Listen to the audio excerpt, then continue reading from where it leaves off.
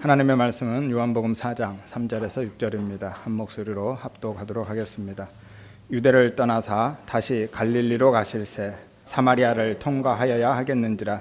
사마리아에 있는 수가라 하는 동네에 이르시니 야곱이 그 아들 요셉에게 준 땅이 가깝고 거기 또 야곱의 우물이 있더라. 예수께서 길 가시다가 피곤하여 우물 곁에 그대로 앉으시니 때가 6시쯤 되었더라. 아멘. 여러분 안녕하세요. 반갑습니다. 지난주 말씀 간단하게 정리하고 가도록 하겠습니다. 지난주에 본문을 통해서 구원의 문제와 기독교 신앙의 본질에 대해서 나누었었죠. 구원은 모든 사람에게 필요했고 오직 은혜로만 주어졌습니다. 구원은요, 인간의 소유나 신분이나 조건과는 무관했죠. 니고데모처럼 아무리 높고 많은 것을 가진 자라 할지라도 은혜 없이는 구원에 이를 수 없고, 사마리아 여인처럼 가장 낮고 가난한 사람이라 할지라도 은혜 안에서 구원받지 못할 사람도 없었습니다. 이것이 구원의 보편성이었죠. 하지만 구원에 대한 반응은 사람마다 다르게 나타나고 다르게 표현될 수 있습니다. 니고데모처럼 점진적으로 드러날 수도 있고, 사마리아 여인처럼 즉각적으로 나타날 수도 있는 것이죠. 이것이 구원의 개별성이었습니다. 요한은 니고데모와 사마리아 여인을 통해서 그 구원의 은혜에 대해서, 은혜의 구원에 대해서 이야기하고 있는 것이죠. 인간은 전적으로 무력하고 무능력하지만 예수님이 먼저 찾아오셔서 만나주시고 깨닫게 하심으로 믿음을 주신 거예요. 이것이 기독교와 다른 종교의 가장 큰 차이점이었죠. 세상의 모든 종교는 사람이 자신의 필요와 유익을 위해서 신을 찾아가지만, 기독교는 하나님이 먼저 찾아오셔서 일방적으로 그 은혜를 부어 주시는 것입니다. 따라서 기독교는요, 세상적인 성공이나 물질적인 복을 추구하는 종교가 아닙니다. 예수를 믿으면 하나님이 그런 복을 주시는 게 아니라는 거예요. 만일 기독교가 그런 것이라면 목사들부터 거의 대부분은 예수 믿는 사람이 아닌 것이죠. 왜죠? 세상적으로 성공하지 못하고 실패한 것 같은, 혹은 물질적으로 가장 가난하게 사는 사람의 대표적인 사람이 바로 목사거든요. 그리고 예수 믿으면 정말 그런 복을 주신다면 예수 믿는 사람은 아픈 사람 없어야 되죠. 가난한 사람도 없어야 됩니다. 그렇게 되면 예수 믿는 사람은 죽을 사람도 없는 것이죠. 정말 그런 게 복이라면요, 교회가 불나고 교회가 부도나는 것은 어떻게 설명해야 됩니까? 예수 믿으면 세상적인 성공과 물질적인 복을 부어주시는 거라면 설명되지 않는 일이 너무 많습니다. 한 번만 더 생각해 보면 말이 안 된다라는 것을 금방 알 수 있죠. 기독교는요, 기독교 신앙은 오직 생명이신 예수를 구하고 예수를 복으로 누리고, 그래서 예수로 기뻐하고 예수로 만족하고 예수로 행복한 삶을 사는 것이 기독교인 거예요. 세상의 종교는 신의 힘을 빌어서 내가 원하는 것을 가졌을 때 기뻐하고 만족해하고 행복해하겠지만, 기독교는 그것과 무관하게 예수로 기뻐하고 예수로 만족하고 예수로 행복해하며 그 예수를 사랑하며 사는 것이 기독교인 것이죠. 그리고 이것이 육적 자아, 옛사람이 죽는 것, 자기 부인의 삶을 사는 것이죠. 그러면 일상의 필요는요, 일상의 필요는 우리의 삶에 있어서 아무 필요가 없는 건가요? 구하지 말아야 되나요? 아니에요. 일상의 필요는 하나님이 은혜로, 합당한 은혜로, 그리고 풍성히 주십니다. 사실 일상의 필요는요, 극단적으로 말씀드리면 구하지 않으셔도 괜찮아요. 왜죠? 하나님의 아버지시라며요. 아버지 하나님이 마땅히 채우시는 겁니다. 구하는 것이 잘못됐다라는 게 아니라, 구하시는 건 좋은데 염려, 근심, 걱정함으로 구하지 말라라는 거예요. 그냥 맡기고 구하십시오. 필요한 건 하나님 앞에 말씀하시는 건 좋은데 그냥 맡겨드리세요. 하나님이 알아서 판단하실 겁니다. 그래서 주실 수도 있고 안 주실 수 있어요. 그러나 주시건 안 주신 건 상관없이 그 하나님으로 기뻐하고 만족하는 삶을 살아가는 것이죠. 마태복음 6장에 말씀하죠. 너희는 무엇을 먹을까? 마실까? 입을까? 걱정하지 말아라. 뭐 하지 말아라고요? 걱정하지 말아라. 구하지 말라는 게 아닙니다. 근심, 걱정, 염려하지 말라는 거예요. 왜죠? 하나님이 아버지시니까. 공중의 새를 봐라. 심지도 않고 거두지도 않고 창고에 모아들이지도 않지만 하나님이 기르시지 않느냐. 들의 백합화 봐라. 수고도 않고 길쌈도 않는데 하나님이 입히시지 않느냐. 하물며 너희일까 보냐 라고 하시죠. 이것들은 다 누가 구하는 것이라고요? 이방인들이, 영적으로 고아들이. 우리는 하나님의 자녀들이잖아요.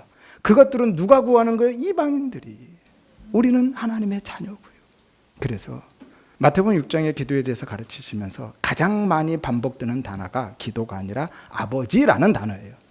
기도의 대상이 누구인지를 이야기하고 있는 겁니다. 그러니까 걱정하지 말라는 거예요. 그러니까 염려하지 말라라는 거예요. 너희 하늘 아버지께서 이 모든 것이 너희에게 있어야 할 줄을 아신다라고 하시죠. 그러므로 염려하지 말아라 라는 거예요. 그러므로 염려하지 말아라. 그리고 뭐 하라는 거예요?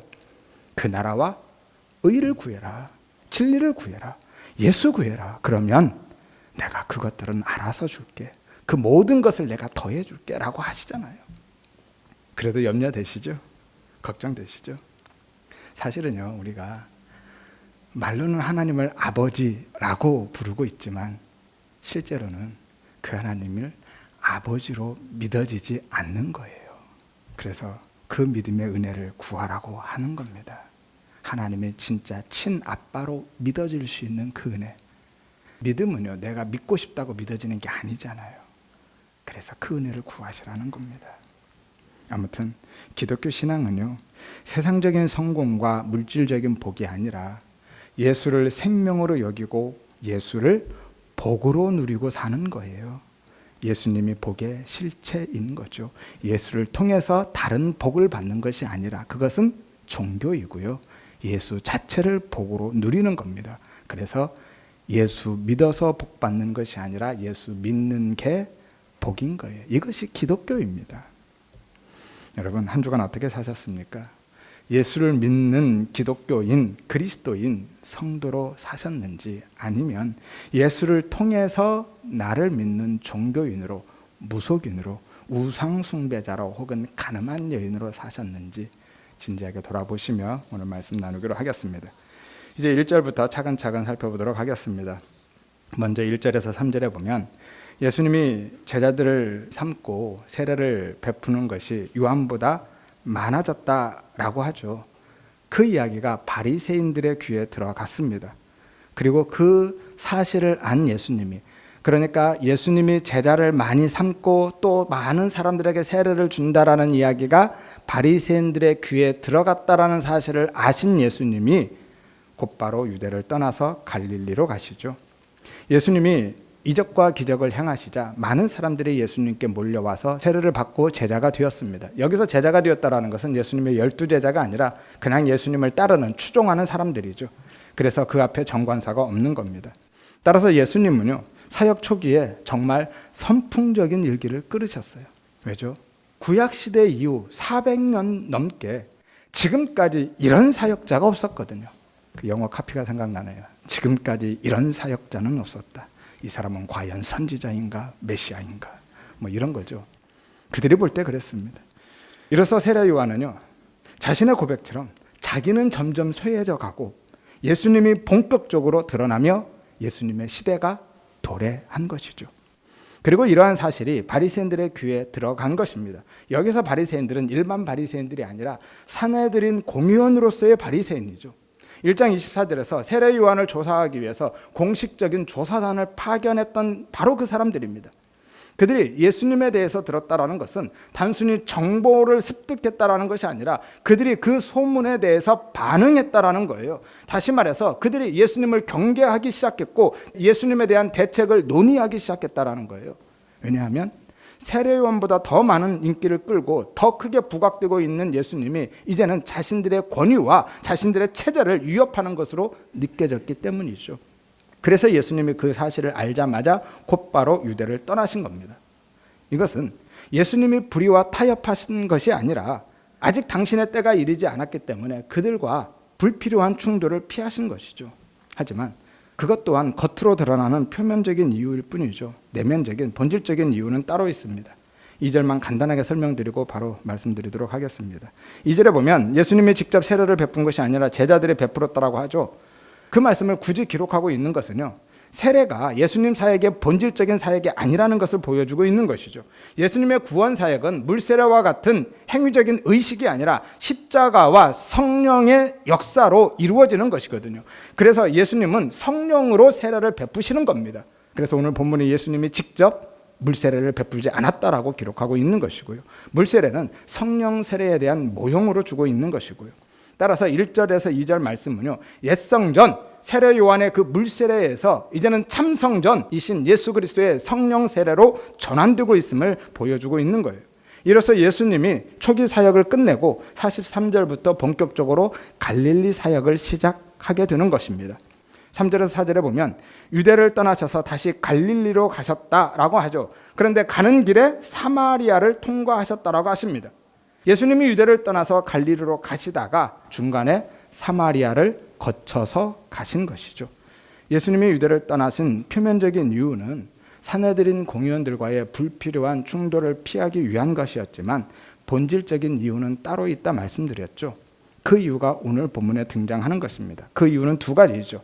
하나는 예수님이 유대를 떠나신 그 첫 번째 본질적인 이유는 포도주가 떨어진 혼인집처럼 텅 비어있는 그 돌 항아리들처럼 형식만 남은 유대교와 율법주의를 떠나신 거예요. 여기서 떠나다가 단순히 이동하는 것이 아니라 완전한 관계의 단절을 의미하거든요. 예수님이 그들과 단절하셨다라는 거예요. 따라서 예수님이 그들을 떠나신 것은요, 유대교와 그들의 혈통과 율법과 단절을 선언하고 옛창조, 율법의 중심지를 떠나서 새창조와 복음으로, 은혜와 생명으로 무대를 옮겨가신 겁니다. 구속의 중심축이 옮겨진 거죠. 이로써 그들이 붙들고 살았던 절기와 제사 같은 종교의식이나 율법 지킴의 행위로 열심으로 구원받을 수 없다라는 것을 확증해 주신 겁니다. 그리고 예수님이 유대를 떠나신 두 번째 이유는 바로 오늘 본문의 갈릴리로 가시기 위함입니다. 갈릴리에 대해서는 2장에서 이미 말씀드렸었죠. 갈릴리 가나의 혼인잔치 표적에서 말씀드렸습니다. 생각나시나요? 간단하게 정리해 드리겠습니다. 이스라엘에서 갈릴리는 어떤 곳이었죠? 어둠의 땅, 사망의 그늘진 땅으로 얘기해졌죠. 그래서 유대인들은요, 그것을 이방의 갈릴리로 불렀습니다. 이사야서 9장 1절에 옛적에는 여호와께서 스불론 땅과 납달리 땅이, 이곳이 갈릴리죠, 멸시를 당하게 하셨더니 후에는 이방의 갈릴리를, 스불론 땅, 납달리 땅, 그곳이 바로 갈릴리인데 그곳을 이방의 갈릴리로 부르죠. 이방의 갈릴리를 영화롭게 하셨느니라. 그런데 어떻게 영화롭게 하셨죠? 그 다음 절에 보면 흑암에 행하던 백성들이 큰 빛을 보고 사망의 그늘진 땅에 거주하던 자에게 빛이 빛이었다라고 하죠. 어떻게 영화롭게 하셨다고요? 큰 빛을 비춰주셔서. 그래서 예수님이 나사렛을 떠나서 사실 갈릴리에서 사신 겁니다. 그 말씀 이루시려고. 그리고 공생의 첫 번째 사역도 그곳에서 행하신 거고요. 대부분의 공생의 기간을 약 70% 이상을 갈릴리에서 행하셨습니다. 이것이 이방의 땅, 어둠의 땅, 사망의 그늘질 땅인 갈릴리에 생명의 빛으로 뚫고 들어가신 거예요. 예수 그리스도의 새 창조 사역인 것이죠. 마태복음 4장 12절에서 16절입니다. 예수께서 나사렛을 떠나서 스불론과 납달리 지경 해변에 있는 가버나움에 가서 사시니, 이곳이 갈릴리죠. 그곳에서 사셨습니다. 이는 선지자 이사야를 통해서 하신 말씀을 이루려 하심이라. 일러스되 이방의 갈릴리여 흑암에 앉은 백성이 큰 빛을 보았고 사망의 땅과 그늘에 앉은 자들에게 빛이 빛이었다 하였느니라. 이 말씀 이루시려고 예수님이 갈릴리에서 사셨고 갈릴리로 가고 계시고 대부분의 사역을 갈릴리에서 행하신 겁니다. 이처럼 갈릴리는요, 예수님의 새 창조 사역, 구원 사역의 메인 무대인 거예요. 왜죠? 갈릴리가 이방의 땅을 상징하고 있기 때문에요. 그리고 그 이방의 땅에 누가 있어요? 우리가 있는 거예요. 그러니까 예수님은 지금 유대인들을 떠나서 이방인들에게로, 바로 우리에게로 가고 계신 거예요. 그리고 그 가시는 길에 사마리아를 들러서 가신 겁니다. 그런데 이 장면 가만히 생각해 보면 어디서 본 것 같지 않습니까? 보세요. 예루살렘, 온유대, 사마리아, 갈릴리, 이방. 다시 말씀드립니다. 예루살렘, 온유대, 사마리아, 이방, 땅끝. 어디서 보셨죠? 어디서 보셨어요? 사도행전 1장 8절, 이른바 예수님의 지상명령이라고 하죠.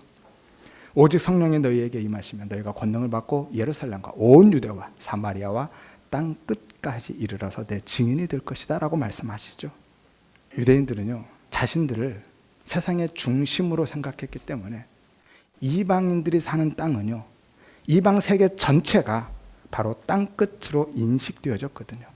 따라서 땅 끝은 단순히 지리적인 끝이 아니라 하나님으로부터 멀어진 맨 끝자리, 가장 낮은 자리를 의미하고 있어요. 곧 지옥을 상징하는 거예요. 이것도 한번 말씀드렸죠. 예전에 비유 설교에서 상석과 말석 비유 나눌 때 한번 말씀드렸습니다. 맨 끝자리, 가장 낮은 자리, 가장 깊은 자리, 어디예요? 무저갱, 그곳이 곧 지옥이었죠. 그래서 상석과 말석 비유도 겸손과 교만에 대한 교훈이 아니라 구원과 심판에 대한 말씀이라고 말씀드렸습니다. 비유설교 27번째를 참조하시면 되겠습니다. 아무튼 따라서 예수님이 유대를 떠나서 갈릴리로 가고 계신 것은요, 형식뿐인 유대계와 율법주의를 떠나서 이방의 갈릴리로 복음을 전하러 가고 계신 거예요. 그리고 갈릴리로 가시는 길에 사마리아를 거쳐서 가신 겁니다. 사절을 한번 보세요. 사마리아를 통과하여야 하겠는지라 라고 하죠. 직역하면 이렇습니다. 그가 사마리아를 지나가셔야만 했다라는 거예요. 여기서 뭐뭐 하겠는지라 라는 건 대의는 반드시 뭐뭐 해야 된다라는 거예요. 영어의 must보다 훨씬 강한 의미라 말씀드렸죠. 왜죠? 영어의 must는 사람의 명령이고 사람들이 지은 의무이지만 대의는요, 하나님의 결정과 하나님의 의지의 선언이기 때문이죠. 따라서 이 대의라는 동사는요, 단순히 필요와 의무가 아니라 하나님이 반드시 성취하실 당신의 뜻, 당신의 계획, 그리고 구속사의 필연성을 나타낼 때 사용하는 단어가 이 단어입니다. 성경에 수없이 많지만 샘플로 2군데만 확인시켜 드리겠습니다. 요한복음 3장 14절에 모세가 광야에서 뱀을 든 것 같이 인자도 들려야 하리니, 이때 말씀드렸죠. 대의, 예수 그리스도의 십자가의 필연성에 대해서 말씀하고 있는 겁니다. 누가복음 24장 7절에 인자가 십자가에 못 박히고 제3일에 다시 살아나야 하리라, 이것이 대의죠. 예수 그리스도의 죽음과 부활은 반드시 일어난다라는 거예요. 따라서 예수님은 지금 유대를 떠나서 갈릴리로 가시는 길에 우연히 사마리아를 지나고 계신 것이 아니라 분명한 의도와 목적을 가지고 사마리아로 들어오셨고 수가라는 동네를 찾아오신 것이죠. 왜냐하면 1차적으로는 거기에서 본문의 사마리아 여인을 만나기 위함이죠. 하지만 본질적으로는요, 땅 끝까지 복음을 전하러 가고 계신 겁니다. 그러니까 예수님은 지금 예루살렘에서 출발해서 온 유대와 사마리아를 거쳐서 갈릴리로, 땅끝으로, 이방으로 복음을 들고 가고 계신 거예요. 따라서 사도행전 1장 8절의 말씀처럼 성령이 너희에게 임하시면 너희가 권능을 받고 예루살렘과 온 유대와 사마리아와 땅끝까지 이르러서 내 증인이 되리라고 하신 말씀은 사실 예수님이 성취해 주신 겁니다. 예수님이 먼저 성취하신 거예요. 그리고 성령을 보내셔서 제자들을 통해서 하나씩 펼쳐 가시는 것이죠. 예수님이 성령을 통해서 제자들을 이끌고 가시면서 이루어 가시는 겁니다. 따라서 복음 전도는요, 결국 누가 하는 거예요? 예수님이 하시는 일입니다. 그러니까 전도도요, 선교도 우리가 하는 것 아니에요. 우리가 계획하고 우리가 준비하고 우리가 헌금해서 우리가 열심을 내서 하는 것 같지만 사실은 예수님이 성령을 통해서 우리를 그렇게 이끌어 가시는 겁니다. 결국은 예수님이 하시는 일이에요. 팁을 하나 드리면, 그러면 왜 예수님은, 왜 하나님은 우리를 그 자리에 부르고 우리를 그렇게 사용하시는 걸까요? 왜냐하면 우리의 힘과 도움이 필요해서가 아니라 그것이 우리에게 유익하기 때문입니다. 우리의 유익을 위해서 우리를 부르시고 우리에게 그 일들을 맡기시고 때로는 요구하시기도 하시는 거예요. 그 일에 그렇게 동참시키시는 겁니다. 우리를 위해서. 하나님의 모든 일이 다 마찬가지예요. 하나님이 우리의 돈과 우리의 재능과 시간을 빌려서 쓰시는 것이 아니라, 그리고 나중에 이자 쳐서 갚아주시는 것이 아니라 우리의 영적인 유익을 위해서 우리를 그 일에 동참시켜 주시는 겁니다. 이것이 하나님의 나라인 거예요. 세상의 모든 나라는 백성들의 섬김으로 존재합니다. 하지만 하나님의 나라는 우리가 섬겨서 존재하는 것이 아니라 하나님이 우리를 섬기시는 겁니다. 그래서 예수님도 섬기는 분으로 오신 거예요. 우리는 우리가 섬겨야 된다고 하죠. 많은 사람들이. 아니에요. 그건 세상의 종교이죠. 기독교는, 하나님의 나라는 우리가 하나님을 섬김으로 존재하는 것이 아니라 하나님이 우리를 섬겨서 존재하는 거예요. 그래서 하나님이 전능하시다 하는 거예요. 세상의 모든 나라, 세상의 모든 왕들은 백성들이 섬기지 않으면 그냥 무너집니다. 그렇죠? 하지만 하나님의 나라는 오롯이 당신의 은혜로 당신의 모든 백성을 섬기는 거예요. 아무튼 오롯이 이를 위해서라면요, 하나님이 혼자 하시는 것이 훨씬 낫습니다. 전지전능하신 하나님이 무엇이 부족해서, 뭐가 아쉬워서 우리의 도움을 구하시겠습니까? 우리를 그 일에 동참시킨다라는 것은요, 하나님 입장에서는 번거로운 일이고요, 답답한 일이고, 그 일이 더디기만 한 일입니다. 한번 생각해 보세요. 가나안 정복 때 어떻습니까? 가나안을 정복하는 것 자체가 목적이었다면요, 그 일을 이루시기 위한 것이라면 하나님이 혼자 하시는 것이 훨씬 낫습니다. 전쟁이 왜 필요해요? 단 몇 분만 숨 못 쉬게 하면 그냥 끝나는 일이잖아요. 그런데도 하나님은 이스라엘 백성들의 그 전쟁을 치르면서 그 땅을 정복하게 하셔요. 왜냐하면 하나님이 그들의 힘과 능력이 필요해서가 아니라 그 일을 통해서 그들에게 뭔가를 가르쳐 주시기 위해서, 그들이 뭔가를 깨닫게 하시기 위해서, 그들의 영적 유익을 위해서 그들을 전쟁에 동참시키신 거죠. 그래서 그 전쟁을 통해서 하나님이 누구이신지, 정말 하나님이 원하시는 것이 무엇인지를 깨닫고 하나님만 신뢰하고 하나님만 의지하고 하나님만 섬기는 법을 배워가게 하시는 거예요. 그리고 하나님의 백성으로서, 하나님의 자녀로서 하나님 안에서 진짜 생명의 부요함을 누리며 살게 하시기 위해서 그들을 동참시키시는 겁니다.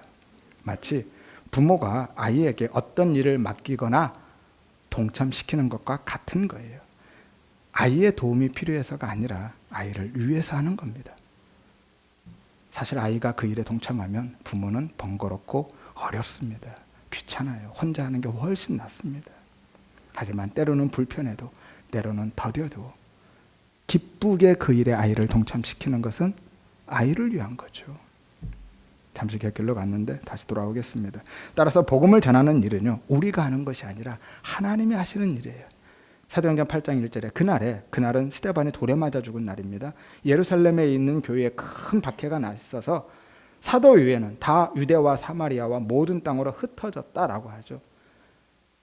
여기서 흩어졌다라는 게 수동태이죠. 스스로 흩어진 것이 아니라 사실은 흩음을 당한 겁니다. 하나님이 흩어버리신 거예요.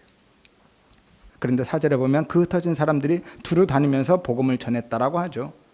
그러니까 하나님이 성도들을 큰 핍박과 환난을 통해서 온 세계에 흩어버리신 거예요. 유대와 사마리아와 모든 땅으로, 이방의 땅으로 다 흩어서 복음을 전하게 만드신 거죠. 하나님이 사용하신 겁니다.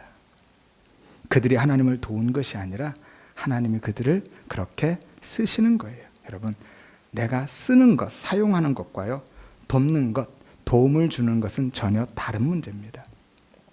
돕는다라는 것은 내게 힘과 능력이 있을 때 하는 거죠. 그래서 단 1%라도 내가 내 힘이 그 안에 가입되어야 도왔다라고 하는 거죠. 그런데 하나님은요, 전능하시다며요.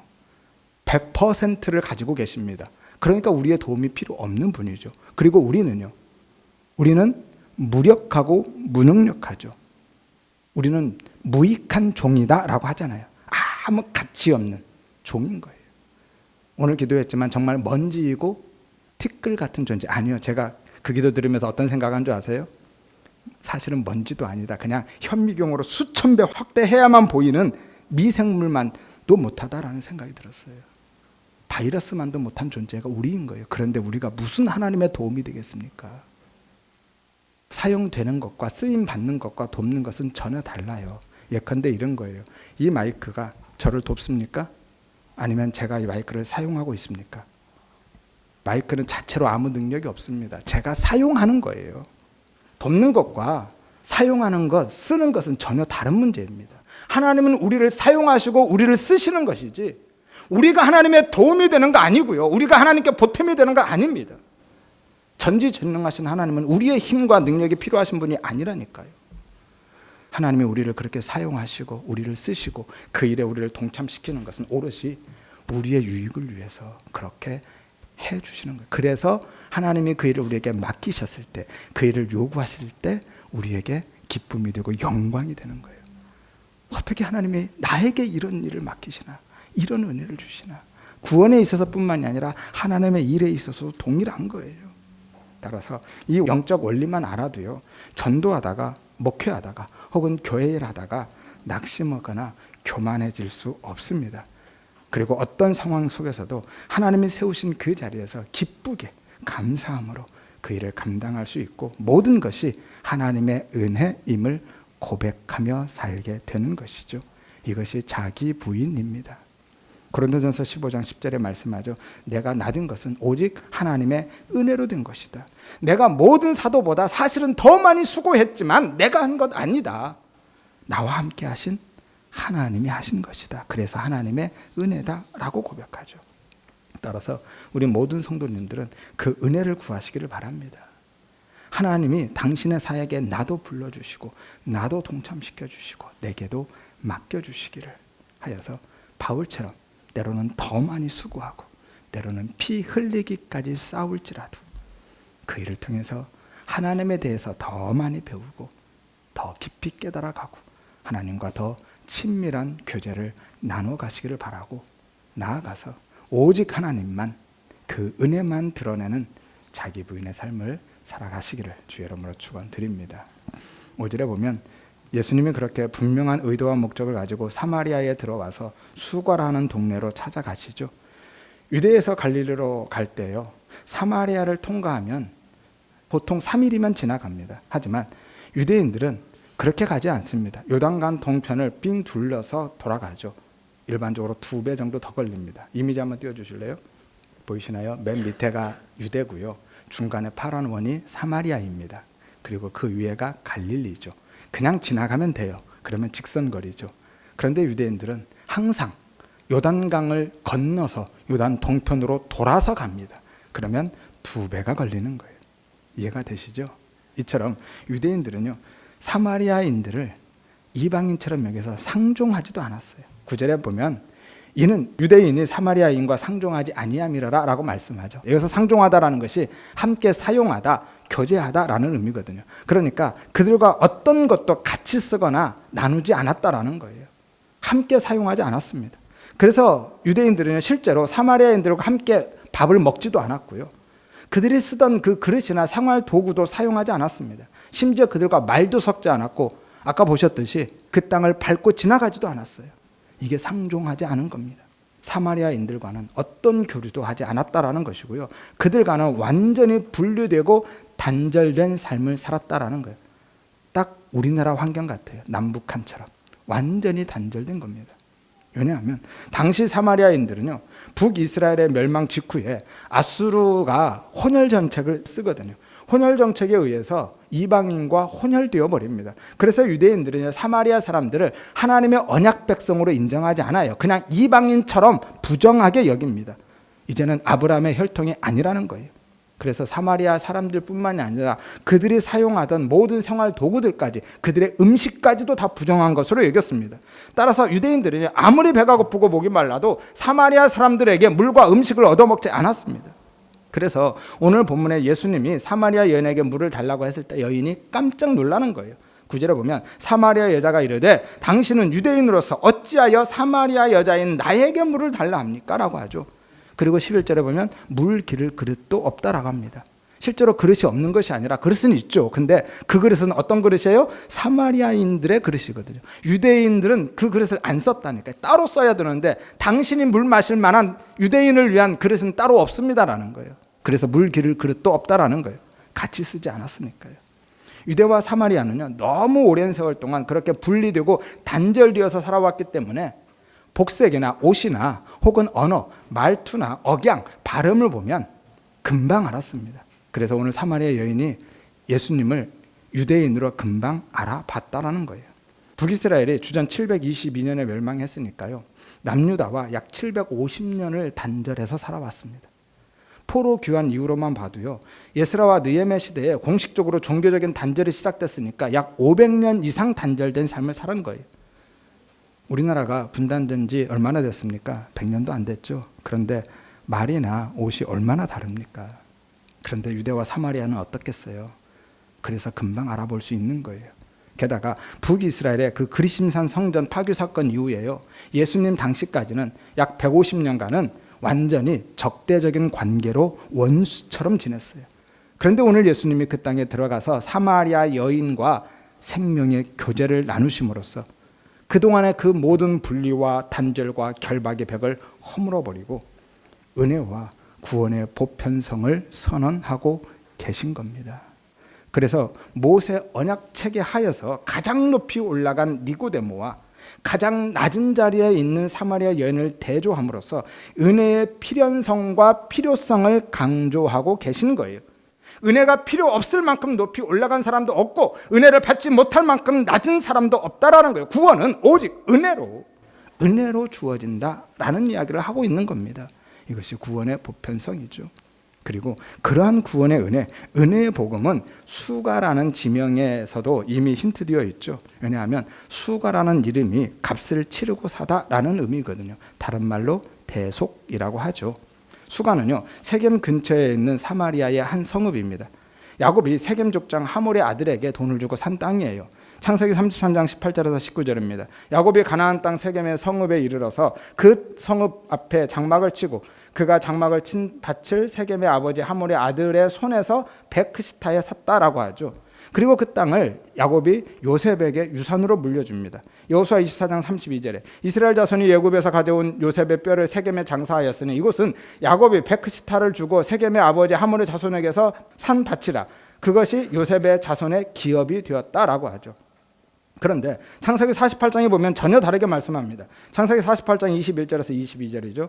이스라엘은 야곱입니다. 야곱이 요셉에게 또 이르되 내가 내게 내 형제보다 세겜 땅을 더 주었다니 이는 내가 내 칼과 활로 아모리 족속에게서 빼앗은 것이다 라고 하죠. 앞에서는 분명히 베크시타를 주고 돈 주고 샀다고 하는데 뒤에서는 빼앗았다고 나오죠. 어떻게 된 걸까요? 성경이 틀린 걸까요? 이런 때는 뭐라고 그랬어요? 성경이 틀린 게 아니라 내가 틀렸다고 했죠. 우리의 해석이 다른 겁니다. 틀린 겁니다. 이 빼앗았다라는 게 강제로 빼앗고 탈취한 것이 아니라 자신이 산 그 땅을 대적들에게 뺏기지 않고 끝까지 지켜냈다라는 것을 강조하기 위해서 반어법적으로 표현하고 있는 것이죠. 따라서 야곱의 우물이 있는 그 수가는요, 하나님이 값을 치르고 사신 당신의 백성들을 그 나라가 완성될 때까지 끝까지 지키고 보호하시는 구속사를 내용으로 담고 있는 거예요. 모형으로 주고 계신 겁니다. 그리고 오늘 본문에서 그 복음을 설명하기 위해서 무대 장치로 등장하고 계신 거예요. 사마리아 여인에게 복음을 전하기 위해서 그렇게 완벽한 무대를 세팅해놓고 예수님이 사역을 하시는 거죠. 그런데 예수님이 그 언약의 땅 수가로 찾아오신 겁니다. 예수님이 옛 언약의 땅에 새 언약으로 들어오신 것이죠. 그리고 6절에 보면 야곱의 우물 곁에 앉으셨는데 그때가 6시쯤 됐다라고 하죠. 유대인들의 시간은 우리의 시간과 조금 다릅니다. 유대인들은 해 뜨는 시간을 기점으로 시간을 계산하죠. 그래서 해 뜨는 시간이 약 오전 6시거든요. 오전 6시부터 6번째 시간이니까 지금 우리의 시간으로는 낮 12시죠. 정오입니다. 그 시간은 태양이 가장 높이 뜨고 햇볕이 가장 뜨거운 시간이라서 일반적으로 사람들이 우물에 나오지 않습니다. 그런데 본문의 여인이 그 시간에 물을 기르러 나왔다라는 것은요, 사람들의 눈을 피해서 일부러 낮 시간에 나왔다라는 거예요. 따라서 이 여인은 동네 사람들에게서조차도 부정한 여인으로 외면당하고 있고 따돌림을 받고 있고 고립된 삶을 살고 있다라는 것을 보여주고 있는 것이죠. 그런데 예수님은 그 시간에 그 여인을 만나기 위해서 사마리아로 들어오셨고 수가라는 동네를 찾아오셨고 그 우물에 먼저 와서 기다리고 계신 거예요. 6절을 보세요. 예수께서 길 가시다가 피곤하여 우물 곁에 그대로 앉으시니 라고 하죠. 여기서 앉다라는 게 너무 지쳐서 그냥 털썩 주저앉는 것을 의미합니다. 그리고 미완료형이죠. 그렇게 계속 그냥 앉아 계셨다는 거예요. 머물러 계신 겁니다. 예수님이 그 여인을 만나기 위해서 한낮의 땡볕을 마다하지 않고 피곤해 지쳐 쓰러질 만큼 발걸음을 재촉하셔서 먼저 와서 기다리고 계신 거예요. 그 시간 맞추려고. 그렇게 달려오신 겁니다. 여러분, 이것이요, 신부인 우리를 향한 신랑이신 예수 그리스도의 마음임을 믿으시기를 바랍니다. 예수님이 우리를 그렇게 찾아오시는 거예요. 우리가 사마리아 여인처럼 예수님이 누구인지도 모르고 있고 그분에게 무엇을 요구하지도 않았을 때 창조주 하나님이신 예수님이 우리를 만나기 위해서 그렇게 달려오신 거예요. 그래서 오늘 우리가 지금 이 자리에 있게 된 겁니다. 본문의 사마리아 여인의 이야기는요, 지금 우리의 이야기인 거죠. 내 이야기입니다. 그 여인이 바로 나인 거예요. 그러면 왜 하필 우물일까요? 그냥 천천히 집으로 찾아가면 되잖아요. 혼자 가는 것도 아닌데 제자들 다 같이 가고 있으니까 집으로 방문하면 되지. 왜 그렇게 급하게 그 시간 맞추려고 우물로 달려가셨느냐라는 거예요. 왜 그러셨을까요? 결론부터 말씀드리면, 왜냐하면 예수님이 지금 그 여인에게 단순히 구원자로 메시아로 찾아가고 계신 것이 아니라 신랑으로, 남편으로 찾아가고 계시다라는 것을 보여주기 위한 것이죠.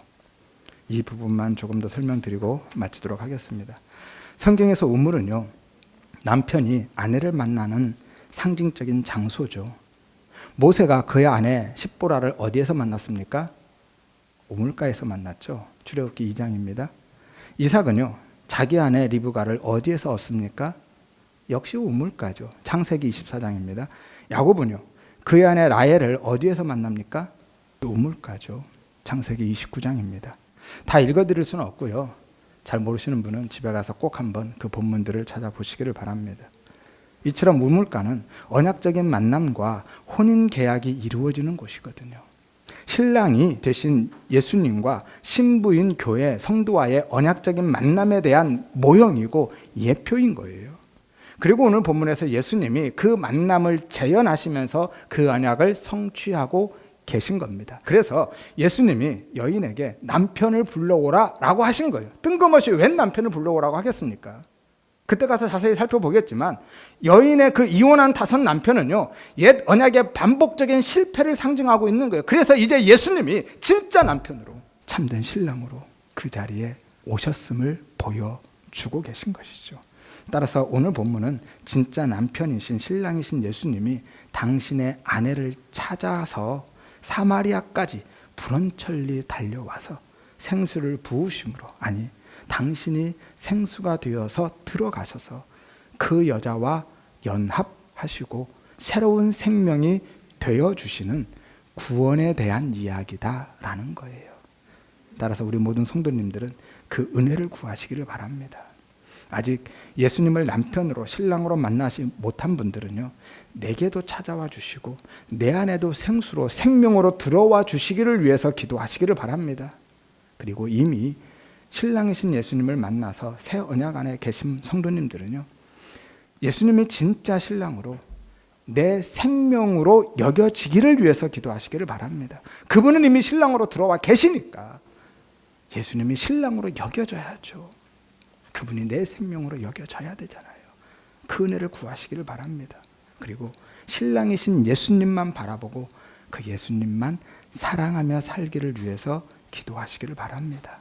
하여서 우리 모두가 신랑이신 예수 안에서 새 생명의 은혜와 부요함을 누리고 신랑이신 예수로만 기뻐하고 만족해하고 행복해하면서 예수의 힘과 능력이 필요한 자가 아니라 정말 예수를 사랑하는 신부로 살아가시기를 주의 이름으로 축원드립니다.